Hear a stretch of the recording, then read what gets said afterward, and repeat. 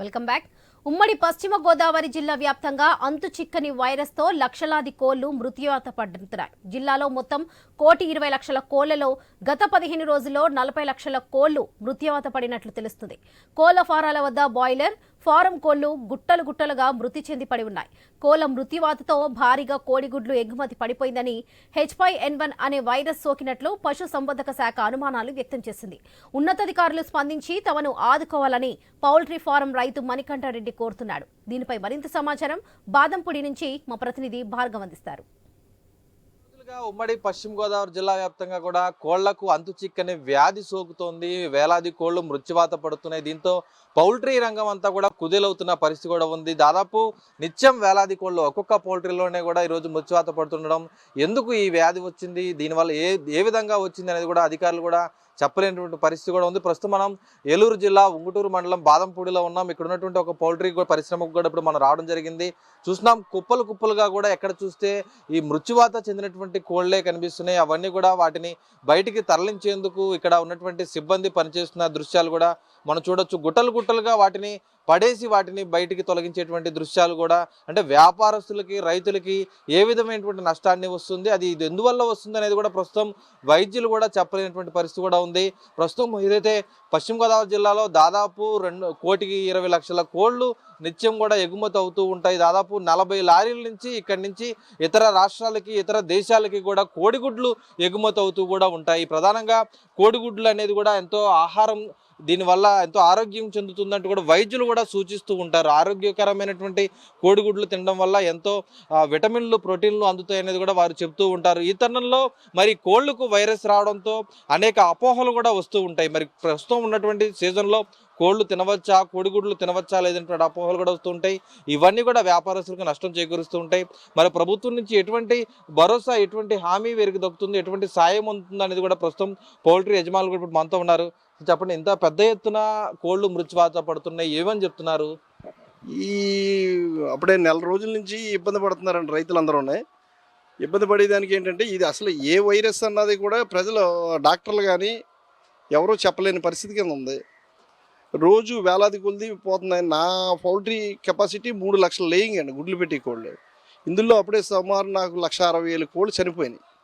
అప్పుడే 15 రోజుల నుంచి పోతున్నాయండి. ఇంకో వారం 10 రోజుల్లో ఇంకా అవి కూడా ఉండవు. ఇంకా నేను ఆల్రెడీ ఏంటి ఇబ్బంది జరుగుతుందని బ్యాంక్కి వెళ్ళి బ్యాంకులను అడిగితే బ్యాంకులు ఏం చెప్పారంటే, ఇది గవర్నమెంట్ ద్వారా వస్తే మీకు ఏదైనా విపత్తు కింద ప్రకటించి ఏదైనా చేస్తే మేము ఏదైనా చేయగలుగుతాం తప్ప, లేకపోతే మీరు అందరూ కూడా ఎన్పీలు అయిపోయి సివిల్ స్కోర్ పోయి రోడ్డుని పడే పరిస్థితి వస్తుంది తప్ప ఇదేమీ అంత ఇదిగా ఉన్న వ్యవహారం ఏం కాదు అని చెప్తే, నిన్న ఆల్రెడీ 20 మంది రైతులను కలిపి భీమవరం వెళ్ళి కలెక్టర్ గారికి రిప్రజెంటేషను, అలాగే యానిమల్ హస్బెండరీ జేడీ గారికి రిప్రజెంటేషను ఇచ్చి మేము వచ్చామండి. కానీ ఆయన ఏమన్నారంటే, జేడీ గారు ఏమన్నారంటే, యానిమల్ హస్బెండరీ జేడీ గారు, రేపు కానీ ఎల్లుండి కానీ మీకు ఒక టీముని పంపిస్తాం, బ్లడ్ శాంపిల్స్ తీసుకుని దాన్ని ఆల్రెడీ శాంపిల్స్కి పంపించి ఒక 1 వీక్ టైం పడుతుందండి. అది రాగానే మేము గవర్నమెంట్కి కూడా ఇంటిమేట్ చేస్తాం. మా డైరెక్టర్ గారికి ఈరోజే పంపిస్తానని నిన్నే స్కాన్ చేసి కాపీ మేముండగానే పంపించిన మాట వాస్తవం. అది చూస్తున్నాం కదా, అంటే రోజు రోజుకి కూడా కోడిగుడ్లు దిగుమతి తగ్గిపోతుంది. దానికి కారణం కోళ్ళన్నీ కూడా మృత్యువాతున్నాయి. నిత్యం వందలాది మంది, వేలాది మంది కార్మికులకు ఉపాధి కల్పిస్తూ కూడా ఎన్నో రైతులకు, పౌల్ట్రీ యజమానులకు కూడా లాభదాయకంగా ఉండాల్సినటువంటి ఈ పరిశ్రమ ఒక్కసారిగా కుదేలైపోవడం గల కారణం కనుక చూసుకుంటే ఒక వైరస్ అనేది కూడా సోకి నిత్యం కూడా వేలాది కోళ్లు మృత్యువాత పడుతుండడంతో కోళ్ల దిగుమతి కూడా తగ్గిపోయింది. దీనికి సంబంధించి కోడిగుడ్లు నిత్యం 40 లారీలు ఒక్క పశ్చిమ గోదావరి జిల్లా నుంచి ఇతర రాష్ట్రాలకు, ఇతర జిల్లాలకు ఎగుమతి అవ్వాల్సి ఉండగా ప్రస్తుతం 20 నుంచి 25 లారీలు మాత్రమే ఎగుమతి అవుతున్నాయి. దీని అన్నిటికీ కూడా వెటర్నరీ డాక్టర్లు చెప్తుంది అయితే హైపోథజెనిక్ ఎవెన్ ఇన్ఫ్లుయెంజా స్ట్రెయిన్, అంటే H5N1 అనే వైరస్ అనేది కూడా వ్యాప్తి చెందడం వల్లే ఈ విధంగా నష్టం వాటిల్లింది అని కూడా వారు చెప్పడంతో ప్రస్తుతం ఈ వైరస్కి సంబంధించి ఏ విధంగా అధిగమించాలి అని కూడా ప్రస్తుతం పరిశోధనలు కూడా చేయాల్సి ఉంది. దీనికి సంబంధించి జిల్లా ఉన్నతాధికారులు కూడా శాంపిల్స్ తీసుకొని ఇప్పటికే ఆ శాంపిల్స్ను ల్యాబ్కు పంపడం కూడా జరిగింది.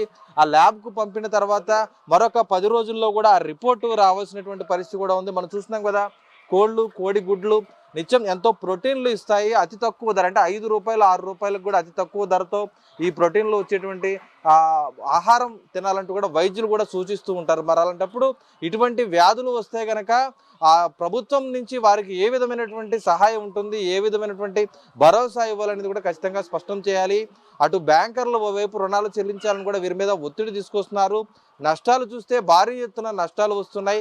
ఒక్కొక్క పరిశ్రమలోనే రోజుకు దాదాపు 10 నుంచి 15 వేల కోళ్లు మృత్యువాత చెందుతున్నాయంటే ఆ నష్టం ఏ మేరకు ఉందో కూడా మనం అర్థం చేసుకోవచ్చు. అంటే గతంలో ప్రతిరోజు కూడా 60 నుంచి 70 కోళ్లు మాత్రమే మృత్యువాత పడేవి. దాదాపు 100 రెట్లు అధికంగా ఈరోజు కోళ్లు మృత్యువాత పడుతున్నాయి. గుట్టలు గుట్టలుగా వాటిని బయటకు పారేస్తున్నారు. మరి దీని అంతటికి కూడా కారణం వైరస్.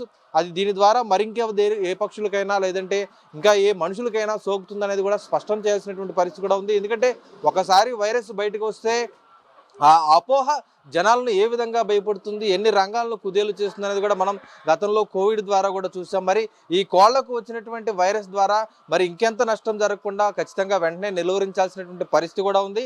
దీనికి సంబంధించి యానిమల్ హస్బెండరీ అధికారులు, వైద్యులు కూడా వెంటనే ఆ నివేదిక తీసుకొని ఆ శాంపిల్స్ తీసుకొని పరీక్షలు జరిపి ఆ వైరస్ అనేది మరింత విజృంభించకుండా రైతులు, వ్యాపారులే కాదు కోళ్లు తిన్న ప్రజలు కూడా ఆ హానికరం కలగకుండా ఉండాలంటే ముందస్తుగా చర్యలు తీసుకోవాల్సినటువంటి పరిస్థితి ఎంతైనా ఉంది. కెమెరా పర్సన్ మధుతో భార్గవ్, ఉమ్మడి పశ్చిమ గోదావరి జిల్లా నుంచి.